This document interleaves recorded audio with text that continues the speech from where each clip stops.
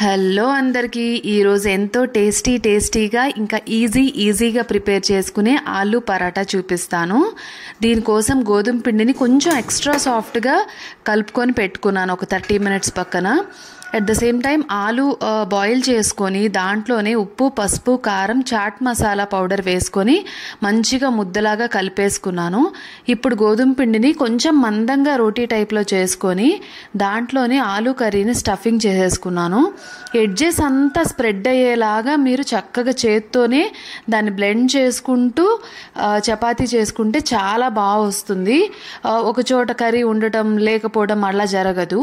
So దాన్ని high ఫ్లేమ్లో ఒక సైడ్, మీడియం ఫ్లేమ్లో సెకండ్ సైడ్ ఫ్లిప్ చేసుకొని కుక్ చేసేసుకోండి. ఆయిల్ లేదంటే బటర్ యాడ్ చేసుకోవచ్చు. టేస్టీ ఆలు పరాటా రెడీ.